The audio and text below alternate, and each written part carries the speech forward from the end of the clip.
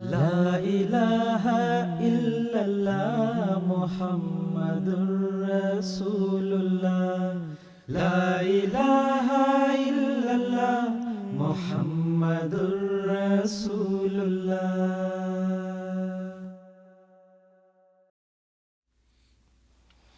اعوذ باللہ من الشیطان الرجیم، بسم اللہ الرحمن الرحیم۔ ناظرین کرام، السلام علیکم ورحمۃ اللہ وبرکاتہ۔ اللہ تعالیٰ کے فضل سے رمضان المبارک کی آمد ہے اور ساری دنیا میں مسلمان یقینی طور پر اس کی تیاریوں کی طرف متوجہ ہو رہے ہیں۔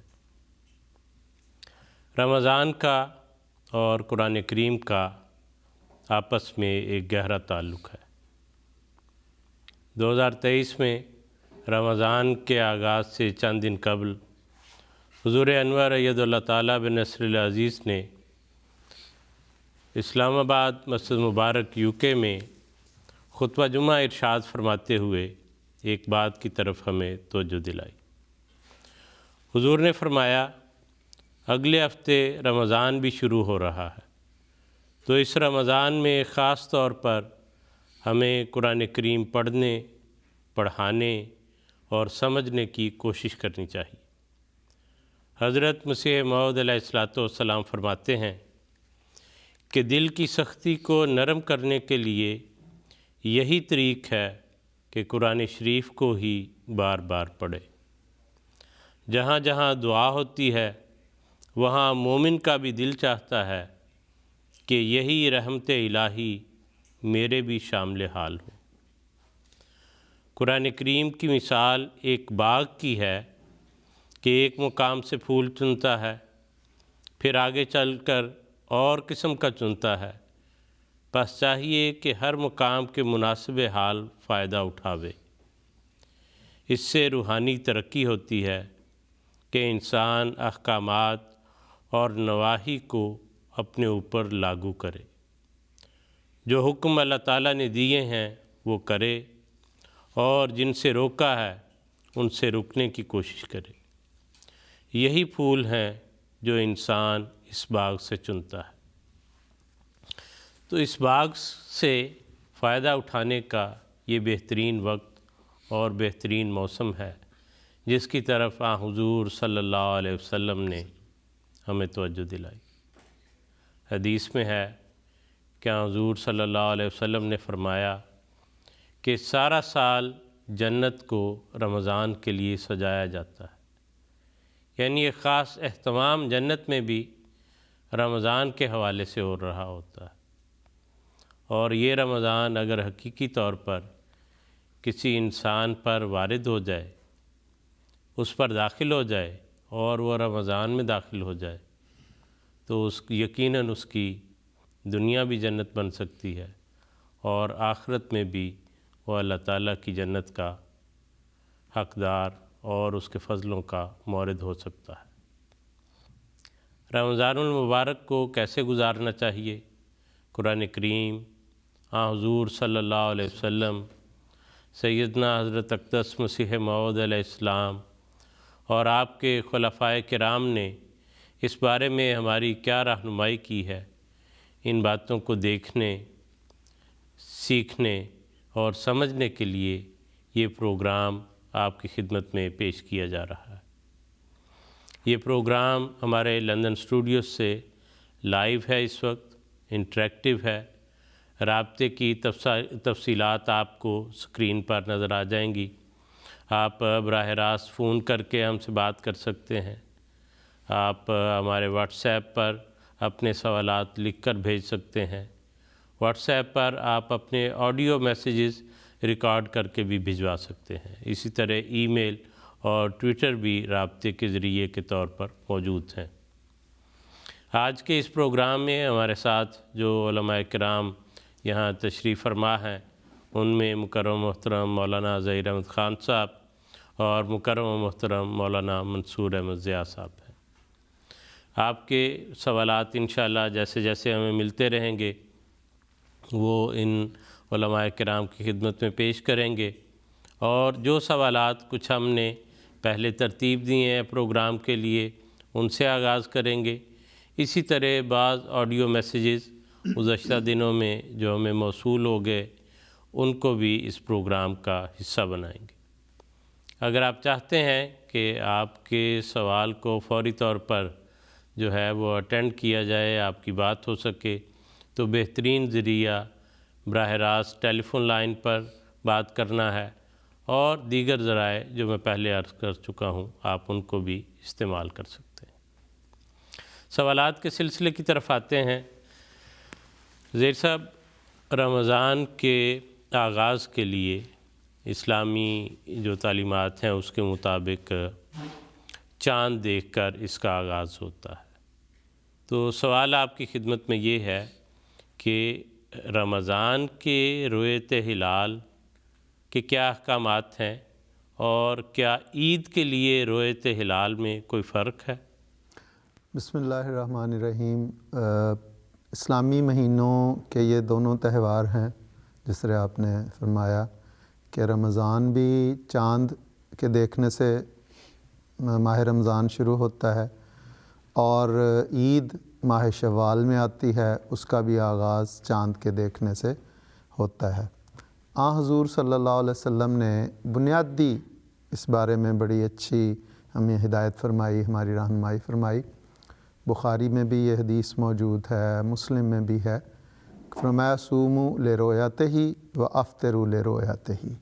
گویا اس میں رمضان کے آغاز کا بھی حضور نے ارشاد فرما دیا، اور شوال کے مہینے کے آغاز کا بھی، جس میں عید ہے، اس کا بھی ارشاد فرما دیا۔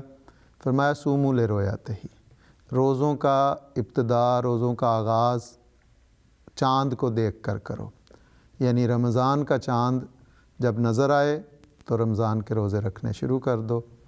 وَأَفْطِرُوا لِرُؤْيَتِهِ، اور جب رمضان کے بعد کا مہینہ یعنی شوال کا چاند نظر آئے تو پھر روزے رکھنے بند کر دو، اور اس میں عید کی تقریب جو ہے وہ مناؤ۔ اس پہ اب سوال پیدا ہوتا ہے کہ بعضوں کا چاند نہیں نظر آتا، اب جو مطلب ابرآلود ہے، بادل ہیں، اور کئی مسائل ہو سکتے ہیں۔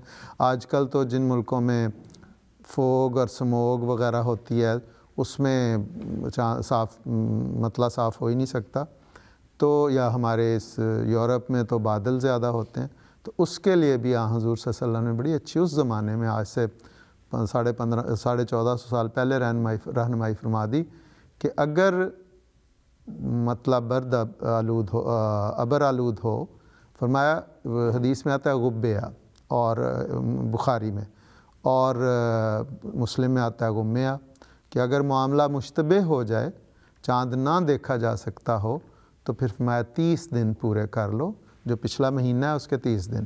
مثلا اگر رمضان ہے تو اس سے پچھلا مہینہ شعبان ہے، 29 کو آپ نے دیکھا، آپ کو چاند نہیں نظر آیا، مطلع ابر آلود تھا، صاف نہیں تھا، 30 کو پھر چاند دیکھنے کی ضرورت نہیں، 30 دن جب شعبان کے پورے ہو گئے تو پھر رمضان کا آغاز ہو جائے۔ یہی طریق رمضان کے لیے ہے کہ اگر 29 کے بعد چاند نہیں نظر آیا، 29 کو اگر چاند نظر آ گیا تو ٹھیک ہے، اگر نہیں آیا تو پھر اس کے رمضان کے 30 دن پورے کر لیے جائیں، اور اس کے بعد شوال کا مہینہ شروع ہو جائے گا، اور پہلی شوال کو عید الفطر منائی جائے۔ تو یہ دونوں کے لیے ہدایت حضور صلی اللہ علیہ وسلم کی بڑی واضح اور بڑی بنیادی ہدایت ہے، جس پہ کسی قسم کی کوئی تفصیلی یعنی غور و خوض یا تفصیلی بحث کی ضرورت نہیں۔ زیر صاحب، کیا شہادتوں کے لحاظ سے یہ بھی کوئی فرق ہے کہ رمضان کے لیے اگر ایک آدمی کی شہادت مل جائے رمضان کا آغاز ہو سکتا ہے، اور عید کے لیے 2 آدمیوں کی شہادت ہونی چاہیے؟ اصل میں اس میں یہ ہے کہ اگر مطلع صاف ہے تو پھر اس کے لیے کم از کم 2 شہادتیں ہونی ضروری ہیں، کیونکہ مطلع صاف ہے تو زیادہ لوگ دیکھتے ہیں، لیکن اگر مطلع صاف نہیں ہے تو پھر بعض اوقات کسی کو نظر آ گیا، اس کے لیے 1 شہادت کافی قرار دی ہے فقہا نے۔ تو جہاں تک مجھے اس 1 شہادت یا 2 شہادت کا علم ہے، وہ مطلع صاف یا مطلع ابر آلود کے متعلق ہے۔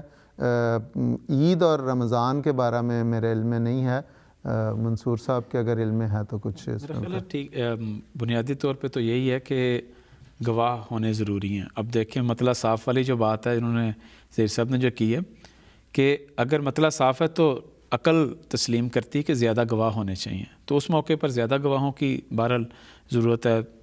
بعض موقعوں پہ 4 گواہ آتے ہیں، بعض جگہوں پہ 2 گواہوں کا ذکر ملتا ہے، اور بعض صورتوں میں 1 گواہ کا ذکر بھی ملتا ہے، اور وہ رمضان اور عید دونوں کے لیے ہی برابر ہیں.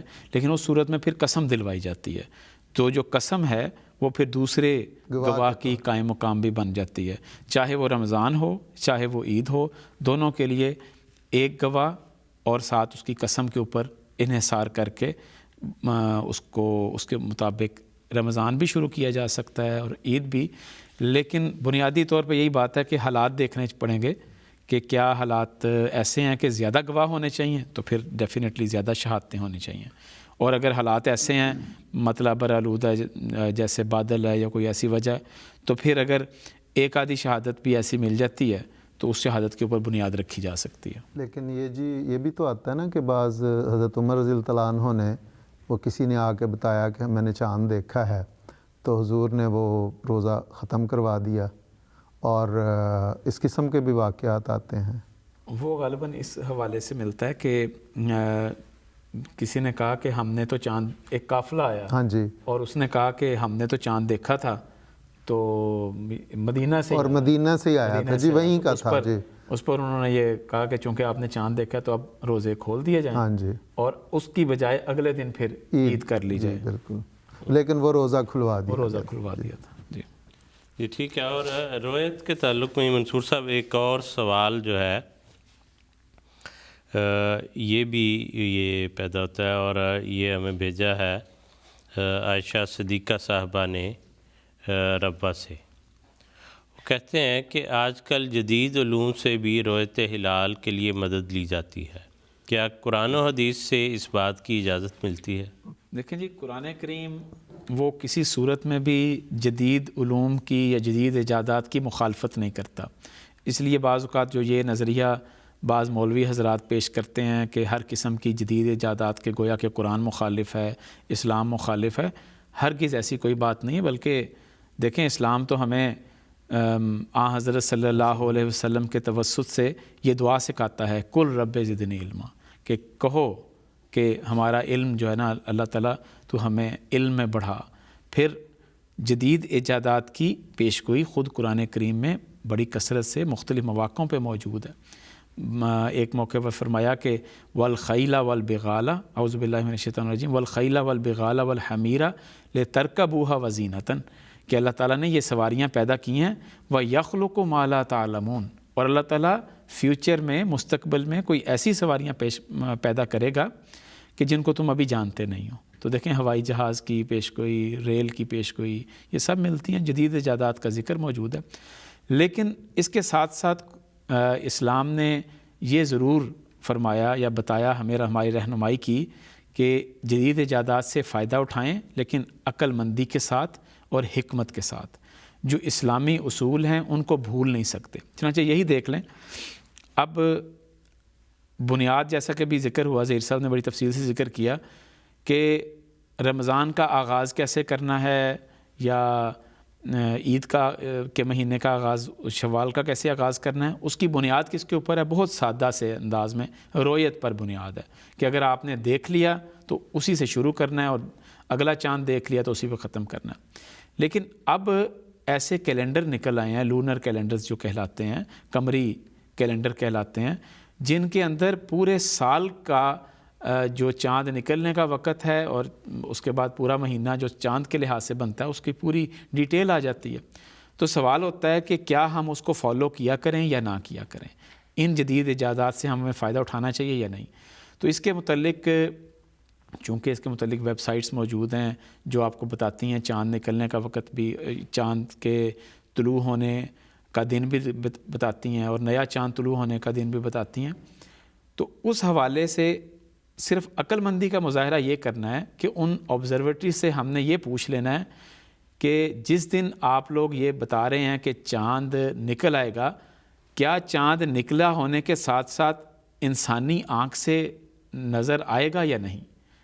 تو وہ اس کے اوپر باقاعدہ بحث کرتے ہوئے یہ بتاتی ہیں وہ جو آبزرویٹریز ہیں کہ مثلا اے لیول ایسا ہے کہ اس میں آپ ہر بندہ جو ہے وہ چاند دیکھ سکتا ہے. اس کے بعد بی لیول ایسا ہے کہ بالکل محدود ٹائم کے لیے چاند نکلے گا اور دیکھ اس وقت بھی سکیں گے.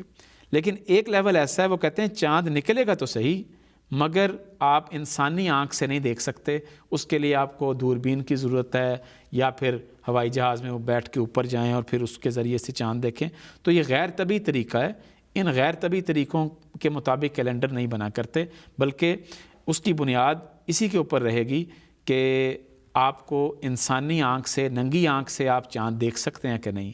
تو ان سے پوچھا جائے تو وہ بڑی تفصیل سے بتاتے ہیں کہ فلاں دن کو چاند ننگی آنکھ سے, انسانی آنکھ سے نظر آ سکتا ہے. تو اس کے مطابق ہی عقل مندی کے ساتھ ہمیں جو رمضان کا آغاز ہے وہ کرنا چاہیے اور اسی کے حساب سے عید کا آغاز بھی کرنا چاہیے. وسیم صاحب یہاں پہ ایک تھوڑی سی اگر آپ کی اجازت ہو تو وضاحت ہو جائے کہ کہیں یہ کنفیوژن نہ ہو جائے کہ ننگی آنکھ سے, منصور صاحب نے بڑی تفصیل سے بیان کر دیا ہے کہ ننگی آنکھ سے کہیں یہ کوئی یہ نہ سمجھے کہ مطلب دوربین کے ساتھ یا اینک لگا کے دیکھنا جو ہے وہ نہیں ہے. ننگی آنکھ سے منصور صاحب کا اور یہ جو انہوں نے تحقیق پیش کی اس سے مراد یہ ہے کہ چاند اس دن پیدا ہوا, لیکن چاہے آپ زمین پہ کھڑے ہو کے اپنی جگہ پہ مطلع کو دوربین کیا وہ اعلیٰ ترین ٹیلیسکوپ سے بھی دیکھیں تو آپ کو وہ نظر نہیں آ سکتا, کیونکہ اس نے نظر آنے تک اس لیول تک یا وہ جو اس کا کہلاتا ہے زاویہ اس پہ وہ آئے گا ہی نہیں کہ جس میں وہ نظر آ جائے. لیکن اگر مثلا ایک انسان کی نظر کمزور ہے اور وہ اینک لگا کے دیکھتا ہے, اسی طرح وہ اپنی جگہ پہ کھڑے ہو کے اگر دوربین سے, چھوٹی دوربین یا بڑی دوربین, تو چاند اگر نکلا ہوا تو اسے موٹا نظر آ جائے گا, جو اس کے بغیر دیکھے گا اسے باریک نظر آ جائے گا. تو اس میں کہیں اس سے یہ کنفیوژن نہ ہو جائے کہ ہم نے اگر دوربین سے چاند دیکھ لیا ہے تو اس سے وہ دیکھنا مراد نہیں بلکہ دوربین کے بغیر دیکھنا ضروری ہے. یہ کنفیوژن نہیں رہنی چاہیے, اس لیے میں نے کہا یہ وضاحت ہو جائے. جی ٹھیک ہے, جزاک اللہ ظہیر صاحب. کالر ہمارے ساتھ ہیں, ان سے بات کرتے ہیں. غالباً محمد احمد صاحب یو کے سے ہولڈ پر ہیں, ان سے کال کنیکٹ کرنے کی کوشش کرتے ہیں. السلام علیکم محمد احمد صاحب. وعلیکم السلام ورحمۃ اللہ. جی فرمائیے. جی میرا سوال زکوٰۃ کے بارے میں تھا, اور سوال یہ ہے کہ اس کا تھریش ہولڈ کیا ہے. اگر کسی کے پاس پریمیم بانڈز میں پیسے پڑے ہوں یا کرنٹ اکاؤنٹ ہو یا پھر سیونگ اکاؤنٹ ہو تو اس کا تھریش ہولڈ کیا ہے. اور دوسرا اسی تعلق میں ایک سوال یہ تھا کہ کسی نے, شاید میں نے سنا تھا کہ آرگومنٹ کر رہے تھے کہ یہ جو ہم نے پیسے سیو کیے ہیں یہ ہم نے اپنی انکم کے اوپر چندہ پے کر کے اسی سے ہم نے کیا کہتے ہیں سیونگ کی ہے. تو اگر ہم آلریڈی چندہ پے کر چکے ہیں اس کے اوپر تو ہم اس کے اوپر کیا زکوٰۃ پھر بھی دیں گے؟ جی ٹھیک ہے محمد احمد صاحب, بہت شکریہ, آپ کا سوال آ گیا. ظہیر صاحب زکوٰۃ کے متعلق جو ہے سوال آپ نے سن لیا, اور دوسرا یہ بھی اگر میں ایڈ کر دوں کہ بالعموم رمضان میں زکوٰۃ دینے کا ایک رواج ہے, تو کیا زکوٰۃ کا سال رمضان سے کنیکٹڈ ہے, یہاں سے شروع ہوتا ہے؟ جی اس وضاحت کے ساتھ اگر پہلی بات جو محترم نے سوال کیا ہے اس کے جواب میں عرض کر دوں کہ اس کے 2-3 حصے ہیں. تھریش ہولڈ تو جو نقد روپے کا ہے وہ ایک زمانے میں آن سلم کے زمانے میں چونکہ معیار زر چاندی ہوتا تھا تو اس وقت چاندی تھا, اور چاندی کا جو نصاب ہے وہ اس زمانے میں 200 درہم, 5 اوقیہ یا 200 درہم, جو بعد میں 52.5 تولے اور اب کے زمانے میں قریباً 595 گرام بنتا ہے, وہ ہے معیار چاندی کے لیے. اور اس زمانے میں نقد کے لیے بھی یہ تھا کہ جتنے پیسے کا 595 گرام یا 200 درہم چاندی خریدی جا سکتی ہے, اگر اتنے پیسے کسی کے پاس ہیں اور اس پہ سال گزر گیا ہے تو وہ صاحب زکوٰۃ کہلاتا تھا. اب چونکہ مرور زمانہ کے ساتھ دنیا میں معیار زر سونا ہو گیا ہے, اور کچھ عرصہ پہلے غالباً 2016 یا 17 کی بات ہے, مجھ سے ایک تدوین فقہ کمیٹی حضرت خلیفۃ مسیح رابع رحمہ اللہ کے زمانے میں بنائی تھی، اس میں یہ سارے معاملات زیر بحث آئے، اور موجودہ حضرت صاحب کے زمانے میں اس پہ حضور نے فیصلہ فرمایا، وہ یہی تھا کہ چونکہ اب معیار زر سونا ہے، اس لیے سونا جو ہے وہ نقد کے لیے ہوگا معیار، اور سونے کا جو حضور صلی اللہ علیہ وسلم سے نصاب ہے وہ 20 دینار ہے، جو قریباً 7.5 تولے یا 87 گرام یا 85 گرام سونا بنتا ہے۔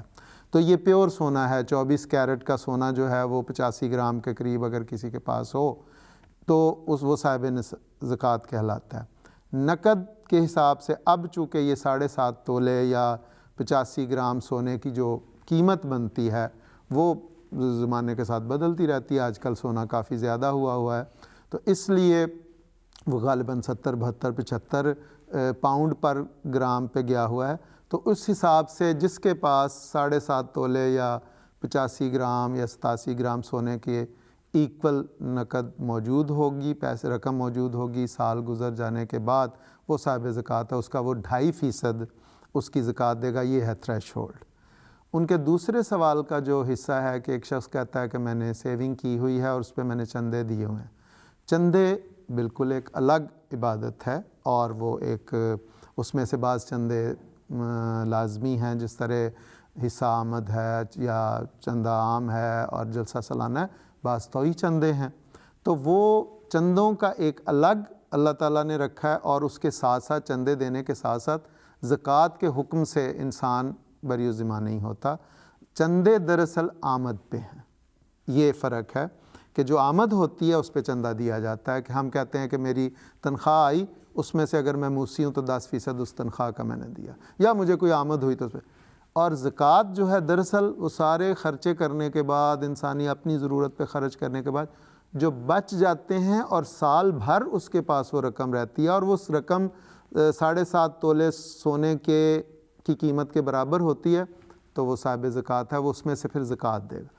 وہ رقم اس نے اپنے مکان خریدنے کے لیے بچا کے رکھی ہے، وہ مکان اس نے اپنے ذاتی کسی مصرف کے لیے آئندہ رکھے، جو بھی اس کی سیونگ ہے وہ کرنٹ اکاؤنٹ میں پڑی ہوئی ہے، وہ سیونگ اکاؤنٹ میں پڑی ہوئی ہے، وہ پرائز بانڈ کی صورت میں پڑی ہوئی ہے، وہ اس نے کسی جگہ انویسٹمنٹ کی ہوئی ہے، تب بھی وہ رقم جو ہے وہ چونکہ اس کے اپنے اختیار میں ہے، وہ سال گزرنے پر اس پہ وہ زکوٰۃ دے گا۔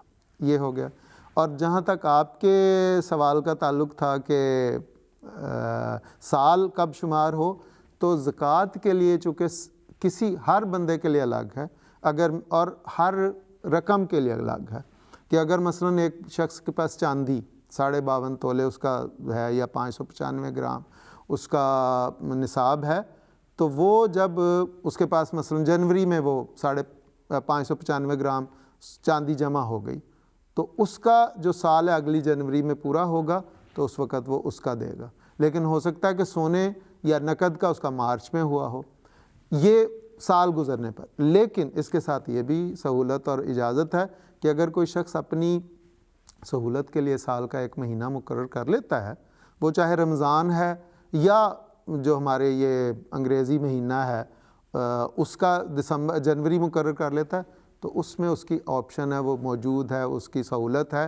وہ اس کے مطابق دے دے۔ تو کوئی بھی طریقہ، چاہے وہ رمضان کو مقرر کر لے، چاہے وہ جنوری کو کر لے، چاہے ہر چیز کے لیے جب بھی اس کا سال پورا ہو وہ کرے، تو وہ کوئی بھی طریق اختیار کرے تو وہ قابل قبول ہے، کوئی اس میں روک نہیں۔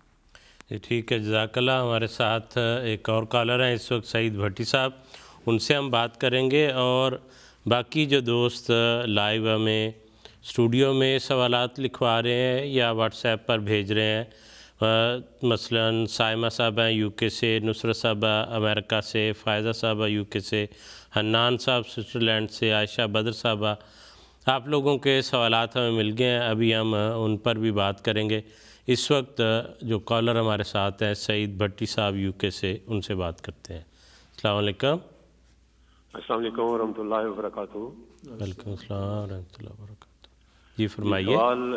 جی میرے 2 مختصر سے سوال ہیں۔ ایک یہ ہے کہ کیا میں رمضان روزے کا آغاز اپنے کام کی وجہ سے 1 گھنٹہ پہلے شروع کر سکتا ہوں، یعنی روزہ 1 گھنٹہ پہلے رکھ سکتا ہوں، ایک یہ سوال ہے.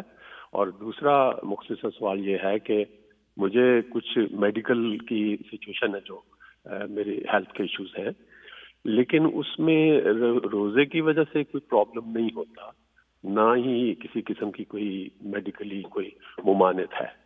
تو کیا ایسی صورت میں روزہ رکھنے سے قرآن کریم کے کسی حکم کی حکم عدولی تو نہیں ہوگی؟ جی ٹھیک ہے، صحیح سے آپ کے سوالات مل گئے، جزاک اللہ، بہت شکریہ. منصور صاحب، پہلا سوال ان کا کہ 1 گھنٹہ پہلے سحری کے وقت سے روزہ رکھ سکتے ہیں؟ جی اصولی ہدایت تو یہ ہے اسلم کی کہ سحری آخر تک کھانی چاہیے، کوشش کرنی چاہیے. لیکن اگر کوئی شخص کام کرنے کی وجہ سے اس کو پہلے جانا پڑتا ہے یا کسی وجہ سے، تو وہ کوئی حرج نہیں ہے، وہ سحری 1 گھنٹہ پہلے بھی کھا سکتا ہے، جو مقررہ وقت ہے اس سے پہلے کوئی حرج والی بات نہیں ہے. بعض اوقات تو یہ بھی ملتا ہے کہ بعض اوقات حضرت صلی اللہ علیہ وسلم وصال کا روزہ بھی رکھ لیا کرتے تھے، یعنی اگر کھانا مثلا افطاری کی ہے، اس کے بعد کھانا موجود ہی نہیں ہے فار ایگزامپل، تو پھر اسی طرح آپ نے روزہ رکھ لیا اور اس کو اگلے دن کے ساتھ ملا لیا. ایک یہ بھی صورت ہوا کرتی تھی. لیکن سحری میں بہرحال آپ نے فرمایا سحری کھانی چاہیے تاکہ آپ طاقت حاصل کریں، پورے روزے کو اچھے طریقے سے آپ گزار سکیں اور آپ کی طاقت برقرار رہے. تاہم اگر کسی کو کوئی پرابلم ہے جیسے کہ انہوں نے بتایا تو اس میں کوئی حرج والی بات نہیں ہے، ہو سکتا ہے. سحری کے اوقات کوئی ایسے محدود نہیں ہے کہ اتنے گھنٹے کے اندر یہاں سے شروع ہو یہاں تک ختم ہو جائے. وہ تو ظاہر ہے ختم ہونے کا وقت، روزہ بند ہونے کا وقت جو ہے وہ تو معین ہے، لیکن یہ کوئی ایسی جو ہے تحدید وہ نہیں ملتی کہ اتنا وقت پہلے جو ہے وہ ضرور شروع کر لینی چاہیے جیسے ان کی ضرورت ہے. اور جیسے آپ نے ذکر بھی فرمایا کہ حضور صلی اللہ علیہ وسلم نے فرمایا تسحروا فإن فی السحور برکۃ، کہ سحری میں برکت ہے اس لیے سحری کھاؤ.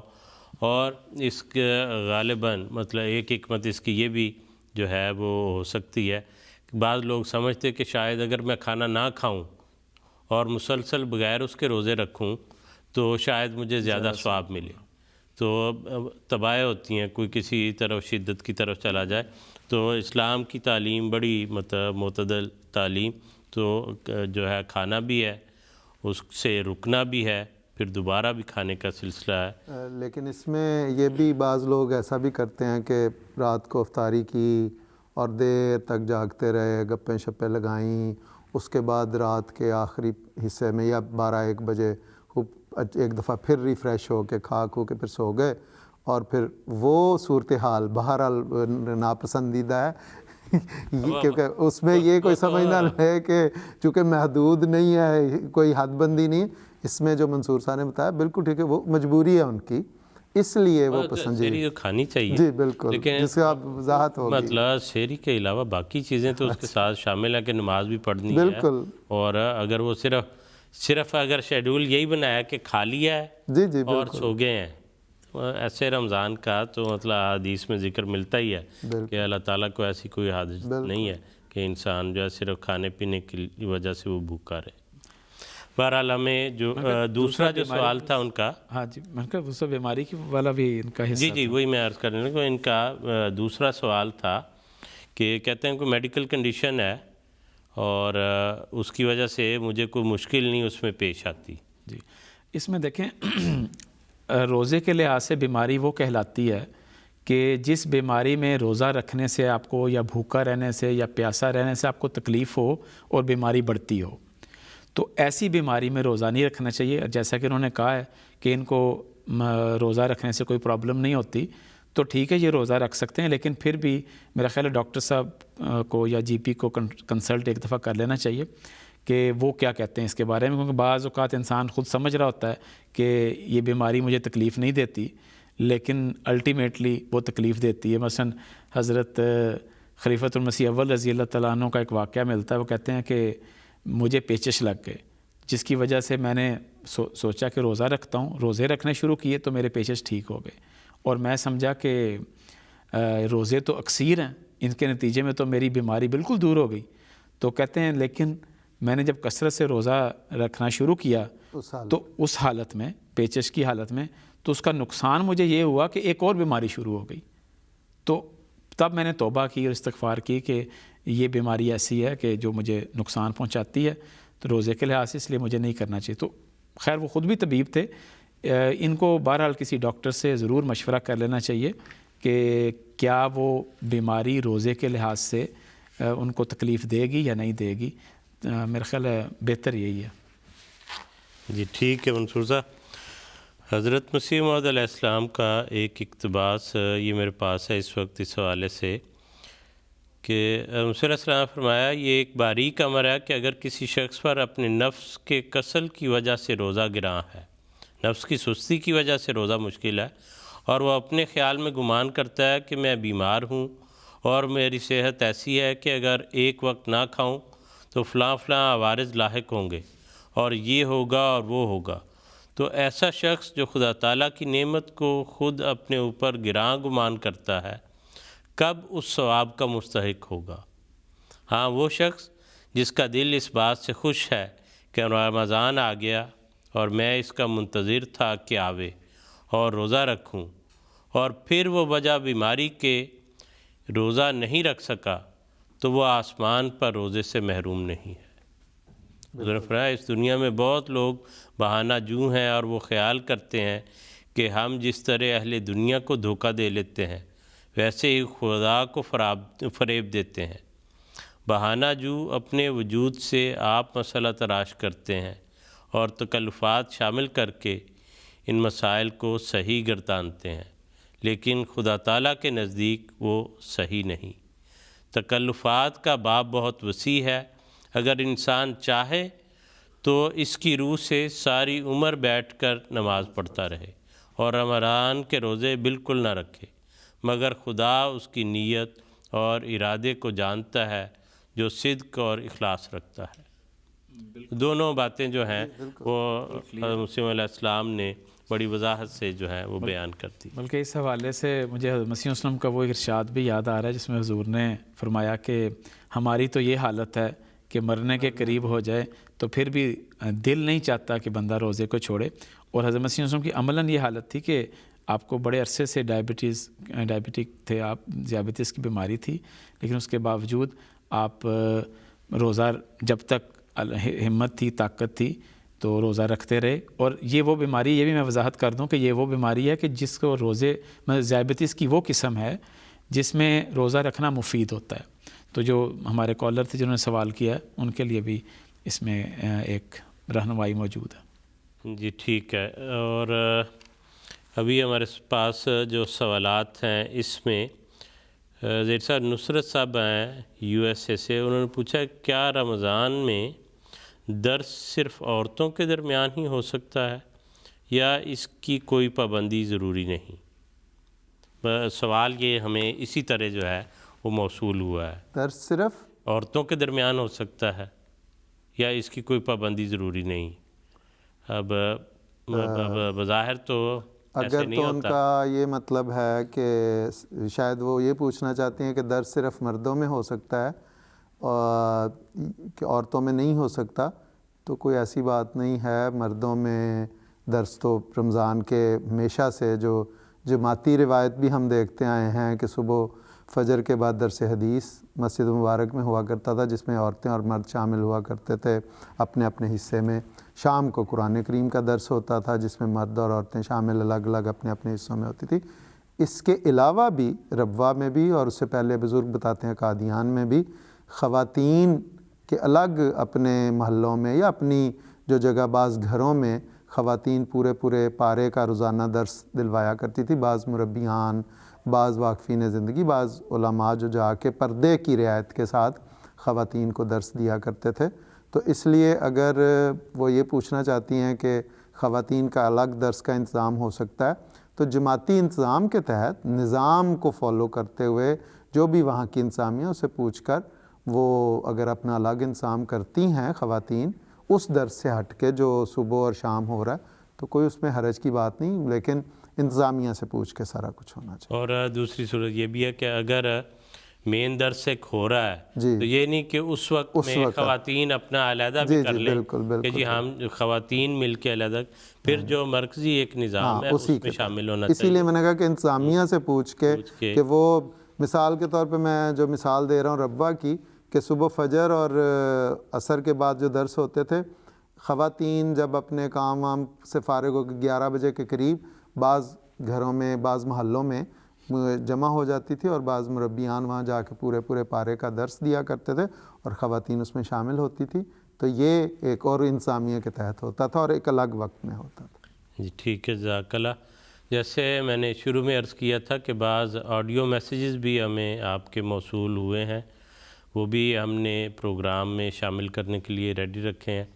تو پہلا میسیج جو ہے آج کا آڈیو میسیج، پہلا جو ہے پروگرام کا آج جو شامل کریں گے وہ ہمیں موصول ہوا تھا عزیزہ مغفور احمد ہیں ربوہ سے.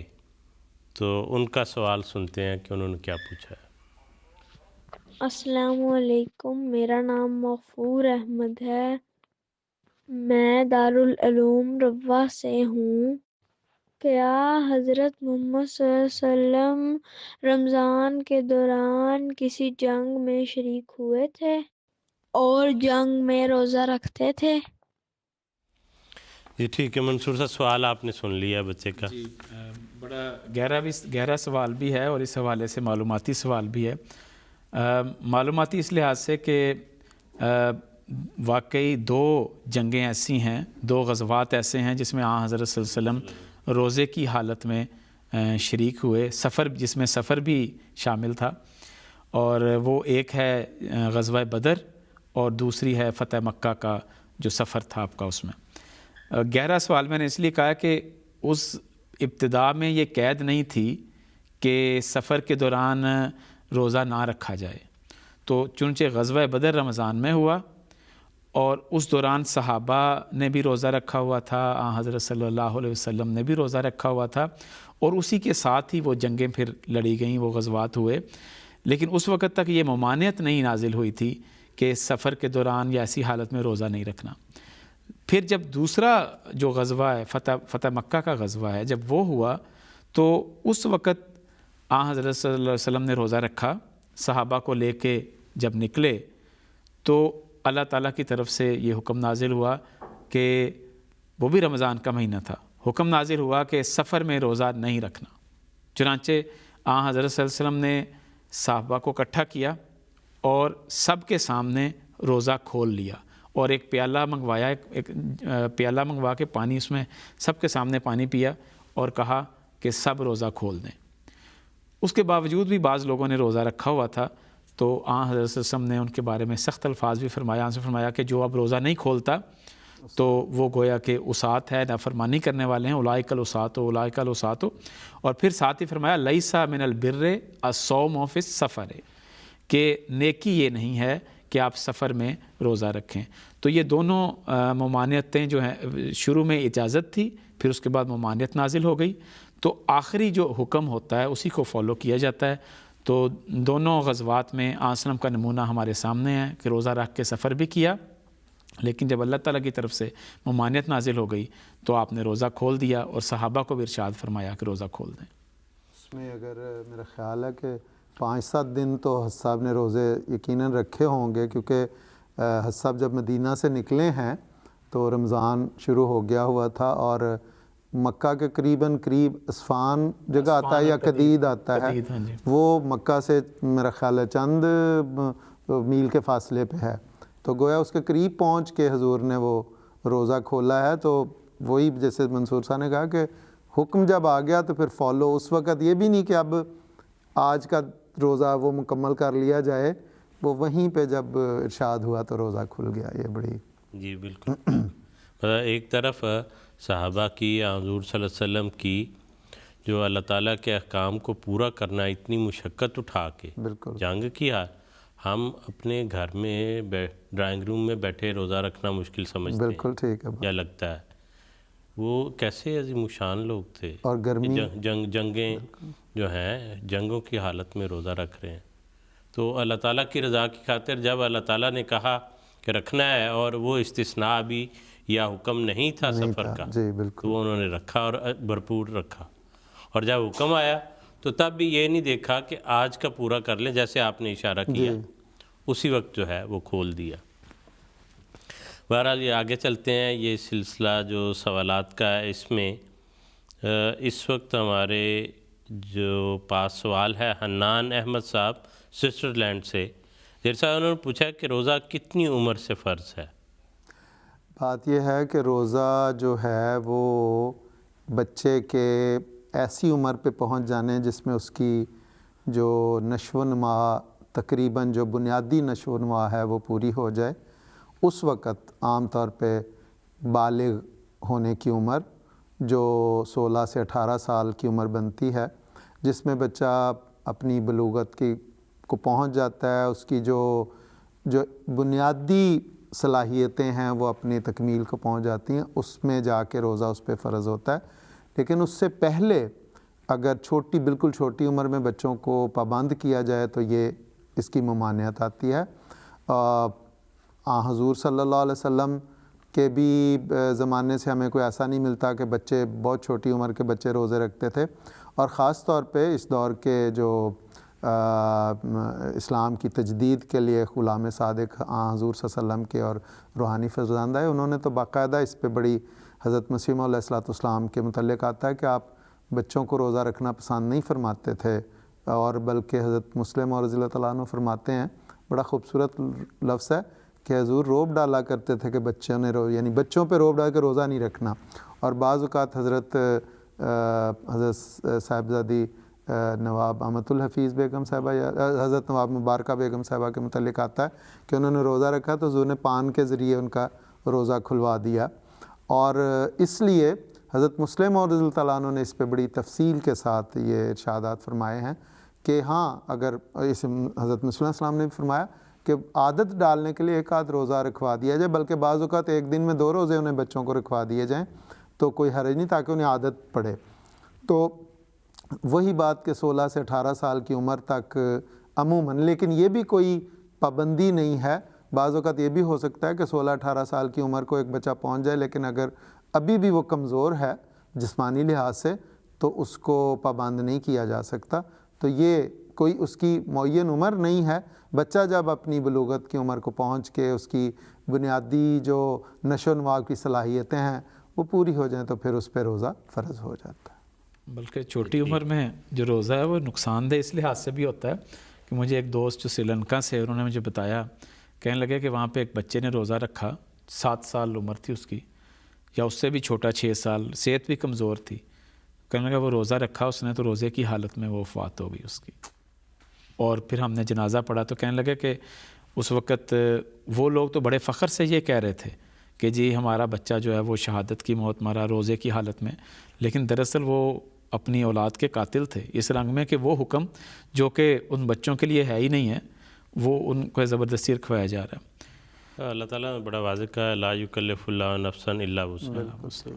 جب وہ مکلف ہی نہیں ہے، اس کی طاقت ہی نہیں روزہ رکھنے کی، تو خواہ اس پر، اور اسلام نے تو اس سے پہلے ایک بنیادی چیز ہے نماز کی، اس کا بھی حکم جو ہے 7 سال کی عمر سے کہا کہ جی 7 سال سے اس کو، پھر 10 سال تک اس کو گریجولی لے کے گئے.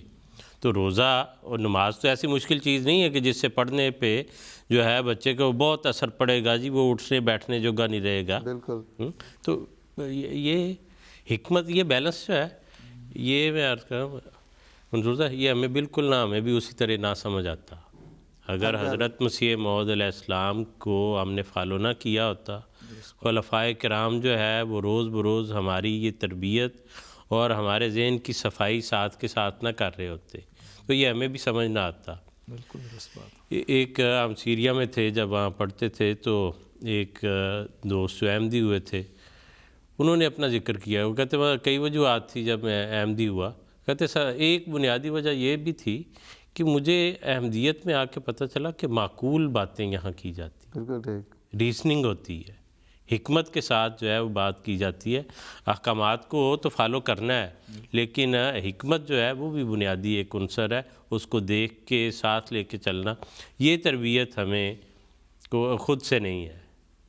اگر ہمیں کوئی بات سمجھ آتی ہے کرتے ہیں تو یہ حضرت مسیح موعود علیہ السلام کی تعلیمات سے جو اٹھی ہیں چیزیں اور جو آگے چلی ہیں جماعت میں خلفائے کرام نے جو پھیلائی ہیں. وہ آپ نے بات کی خلافت کی نعمت کی، تو ابھی کل کی بات ہے، ایک معاملہ تھا تو حضرت صاحب کی خدمت میں پیش کیا، تو اس پہ حضور نے یہی فرمایا کہ جو بدعت والی بات ہے، میں حیران ہوں کہ سنا بدعتیں اسی طرح شروع ہوتی ہیں، ایک بدعت ہو جائے پھر اس کے بعد دوسری پھر تیسری، تو یہ خلافت ہے جو ان سے ہمیں نکالتا ہے، ورنہ ہم لوگ بھی اسی قسم کے سوال پوچھتے ہیں، اور الحمدللہ ثم الحمدللہ کہ خلافت موجود ہے اور وہ خدا سے براہ راست ہدایت یافتہ ہے، اس لیے ہماری رہنمائی کرتی ہے اور بڑی وہ برکت ہے۔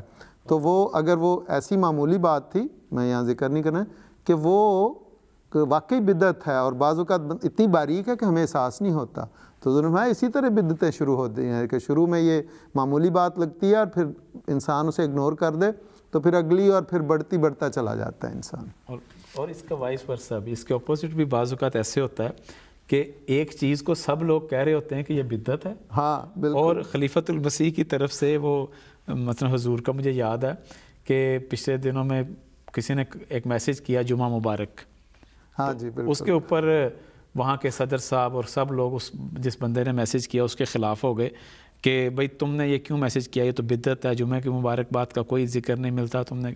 اب سب لوگ اپنی طرف سے وہ کہہ رہے ہیں۔ اب جب حسب سے پوچھا گیا تو حضور نے بڑے واضح انداز میں فرمایا، حضور نے فرمایا کہ دیکھیں جمعہ تو ہمارے لیے عید ہے، تو عید کے دن کی مبارکباد تو دی جا سکتی ہے، اور فرمایا کہ اگر کوئی چیز بدعت بننے لگے گی تو خلیفۃ المسیح خود منع کر دے گا۔ بالکل، تو کتنی پیاری ہمارے لیے انسٹرکشن وضاحت سے بیان ہے، اس کو لاجک سے جی اس کا ذکر موجود ہے کہ جمعہ عید ہے اور عید کی مبارکباد دیتے ہیں، اگر اس نے دے دی ہے، یہ نہیں ایسا فرمایا کہ اب سب لوگ اس کی مبارکباد دینا شروع کر دو، دے دیا تو کوئی حرج کی، تو کوئی ایسے اس کو مطلب روکنے کی بھی ضرورت نہیں۔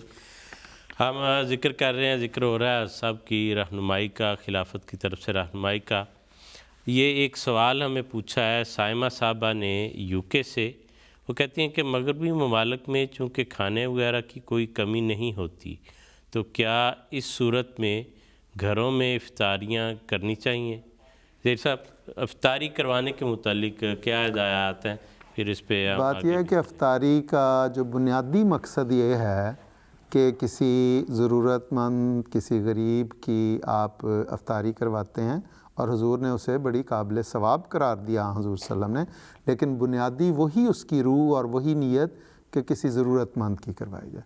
جو پہلے ہی ہم جس طرح انہوں نے محترمہ نے فرمایا ہے کہ ہم تو اللہ کے فضل سے اللہ نے اتنا دیا کہ کھانے کے معاملے میں کوئی کمی نہیں، کھا کھا کے اتنے موٹے ہو گئے ہیں، پیٹ بڑے بڑے ہوئے ہیں، تو اب بھی ہم افطاریاں شروع کر دیں تو اس کے لیے، اور اس میں میرا خیال ہے کہ حضرت صاحب کا جو ابھی تازہ ایک دس ویک میں وہ ضرور سے، اس میں تو بڑی اتنی خوبصورت حضرت صاحب نے بات کر دی کہ، اور دونوں پہلو بیان کر دیے کہ جو ذاتی افطاریاں ہیں جس میں بڑی بڑی دعوتیں ہوتی ہیں، سارا دن خواتین اس میں لگی رہتی ہیں، جو رمضان کی اصل روح ہے وہ مفقود ہو جاتی ہے کھانے کی تیاریوں میں، اور جو جماعتی انتظام ہے اس کے تحت بھی یہ فرمایا کہ محدود، یہ نہیں کہ اس میں بھی ساری جماعت لگی ہوئی ہے، تو وہ میرا خیال اس سے بڑھ کے واضح اور کوئی چیز براہ راست جو ہے سب کے الفاظ جو ہیں وہ سنتے ہیں، وہ کافی و شافی رہنمائی ہے ہم سب کے لیے، تو وہ ویڈیو کلپ جو ہے وہ ابھی آپ دیکھ سکیں گے۔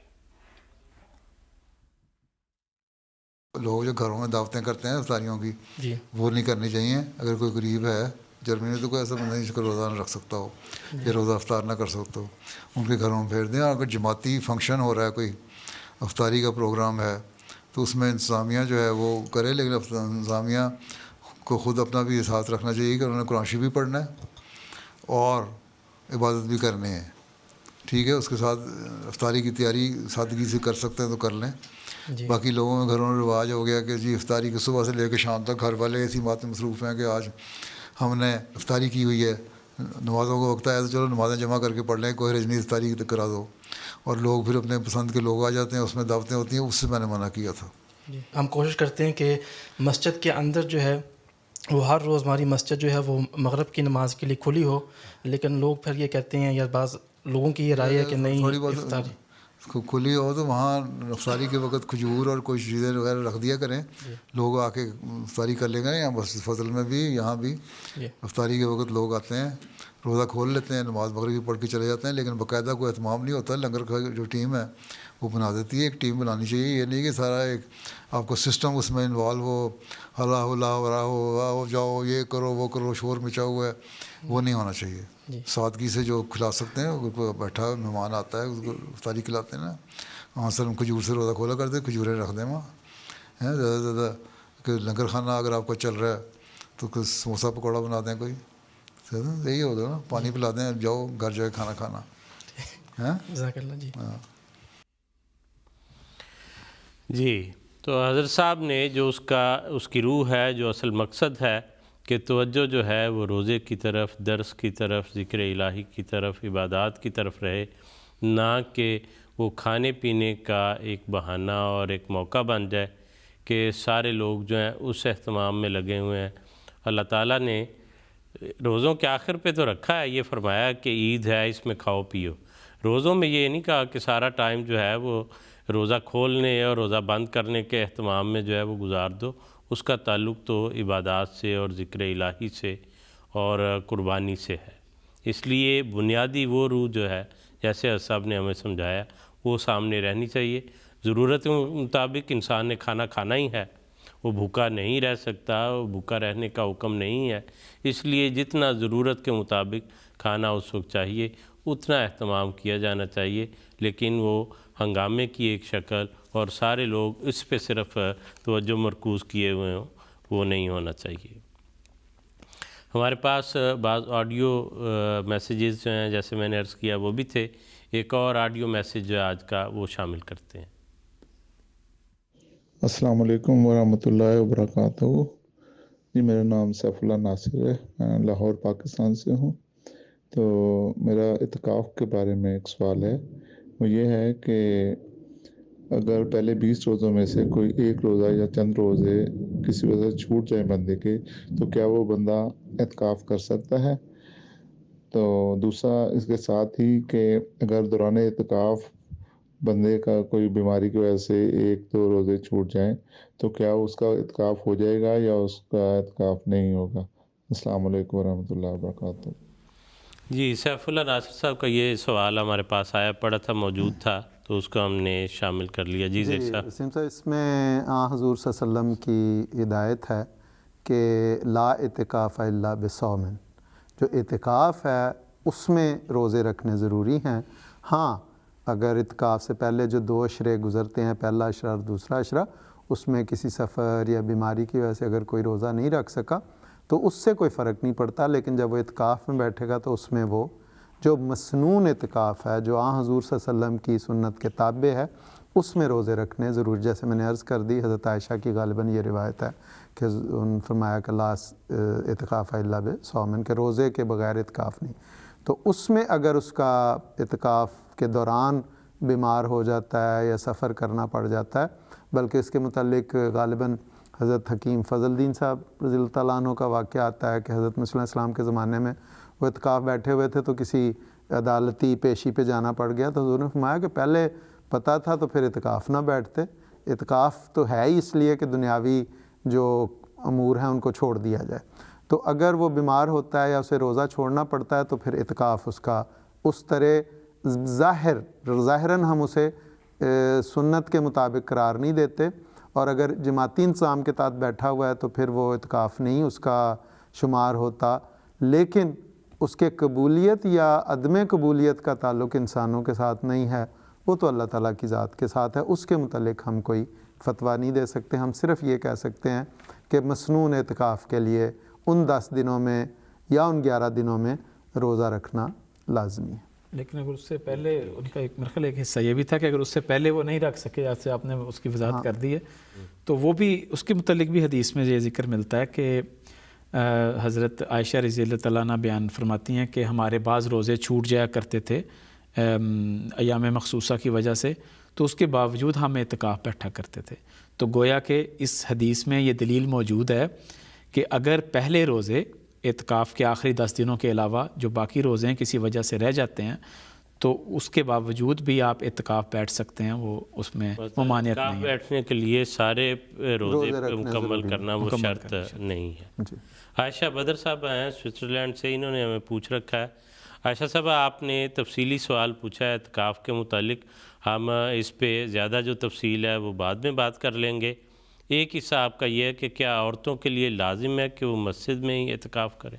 زیر صاحب بات یہ ہے کہ اعتکاف کے متعلق جو جماعتی انتظام کے تحت اعتکاف ہوتا ہے اس کے لیے مسجد، اور مسجد بھی ایسی جو جامع میں جس میں نمازیں باجماعت ہوتی ہیں، جمعہ ہوتا ہے عام طور پہ، لیکن اگر جمعے کی سہولت جس طرح مثلا مسجد مبارک پاکستان میں اعتکاف ہوتا تھا اور انتظامیہ کے تحت انتظام کے تحت ان معتکفین کو باقاعدہ مسجد اقصیٰ جمعے کے لیے لے جایا جاتا تھا، تو اس لیے دراصل مردوں کے لیے جو اعتکاف ہے وہ لازمی ایسی جگہ پہ ہونا چاہیے جہاں پہ نماز باجماعت ہوتی ہے، اور اسی طرح بعض فقہاء نے عورتوں کے لیے بھی مسجد مسنون اعتکاف کے لیے مسجد میں قرار دیا ہے، لیکن بعض اس میں سہولت ہے کہ اگر عورت کو وہاں پہ نہیں تو اپنے گھر میں بھی جو مسجد البیت ہے اس میں عورت اعتکاف کر سکتی ہے، کوئی حرج کی بات نہیں۔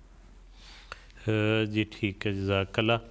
اور ہمارے پاس ایک آڈیو ہے، جلدی سے وہ سن لیتے ہیں، ایک مختصر سی ہے بالکل ایک بچے کی۔ السلام علیکم، میرا سوال ہے کہ مجھے درد ہو رہی ہے، کریم لگانے سے روزہ ٹوٹ جاتا ہے؟ یہ عفان احمد بچے نے اپنا نام جو میسیج انہوں نے ریکارڈ کروایا لکھوایا تھا، کہتے ہیں مجھے درد ہو رہی ہے اور کوئی کریم لگانی ہے، غالباً کوئی زخم ہوگا تو اس کے اوپر لگانے سے روزہ ٹوٹ جاتا ہے۔ اس سے سوائے اس کے کہ اگر وہ اتنی درد ہو رہی ہے کہ برداشت نہیں ہے تو پھر روزہ کھول دینا چاہیے، کیونکہ وہ بیمار کی کیٹیگری میں آ جائے گا، ورنہ کریم لگانے سے، زخم پہ کریم لگانے یا اس پہ پٹی کرنے یا اس پہ کوئی، تو اس سے روزہ نہیں ٹوٹتا۔ جی ٹھیک ہے۔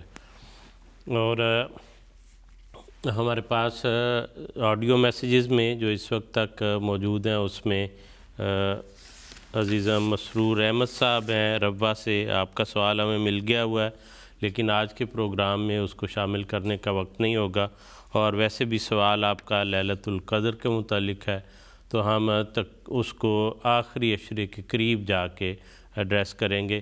اسی طرح اعتکاف کے بعض مسائل جو ہیں، جیسے عائشہ بدر صاحبہ نے تفصیل اس کی پوچھی، وہ بھی ہم اگلے اس میں جا کے ایڈریس کریں گے۔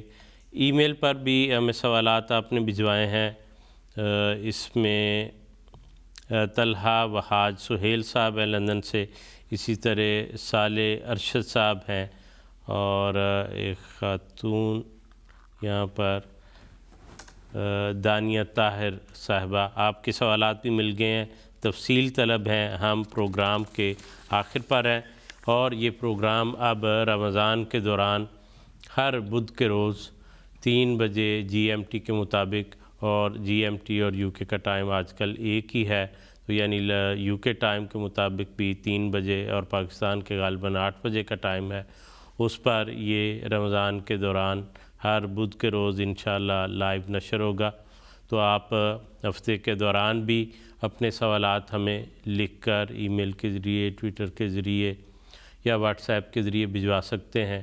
اسی طرح اپنے آڈیو میسیجز بھی ریکارڈ کر کے اپنے آڈیو میسیجز میں برائے کرم وضاحت سے آپ اپنا نام بتا سکتے ہیں، اپنا شہر یا ملک بتا سکتے ہیں، اور پھر معین الفاظ میں واضح صورت میں سوال آپ کریں تو اس کو پلے کرنے میں، اس کو یہاں ڈیل کرنے میں ہمیں زیادہ آسانی ہوگی، اور یہ زیادہ چانس ہوں گے کہ آپ کا سوال پروگرام کا حصہ بن سکے۔ اگر آپ چاہتے ہیں کہ آپ خود اپنی بات کی وضاحت کریں، اس کے لیے ہمارا لینڈ لائن نمبر، اس پر آپ کال کر سکتے ہیں، اور یہ میں وضاحت کر دیتا ہوں، بعض دفعہ یہ خیال ہو سکتا ہے اور یہ درست بھی ہے کہ آپ انٹرنیشنل جو کال کریں تو وہ مہنگی ہوتی ہے، لیکن یہ بھی جماعت کی ایک برکت ہے اور ایم ٹی اے کا ایک درجہ امتیاز ہے کہ آپ کال کریں گے تو ایم ٹی اے آپ کو واپس کال کر لے گا، اور گویا آپ کے جو ہیں وہ پیسے خرچ نہیں ہو رہے ہوں گے، وہ ایم ٹی اے آپ کو واپس کال کی سہولت مہیا کرتا ہے۔ باقی ٹی وی جو ہیں بہت سے ہم نے دیکھے ہیں، وہ اس کو بھی کمائی کا ایک ذریعہ بناتے ہیں، اور بہت مہنگی جو ہیں وہ کالز ان کو پڑتی ہیں جو لوگ کال کرتے ہیں، تو جماعت کی بہت سی برکتیں ہیں، جن میں سے ایک ہلکی سی بات یہ بھی میں نے ذکر کر دی، اور اصل توجہ ان دنوں میں اللہ کرے میری بھی ہو، آپ سب کی، سننے دیکھنے والوں کی، کہ رمضان کی برکات سے ہم فائدہ اٹھانے والے ہوں، جیسے اللہ تعالیٰ کے احکامات ہیں ان پر عمل کرنے کی ہمیں توفیق ملے، اور اللہ تعالیٰ اپنے فضل سے ان کو قبول فرما لے۔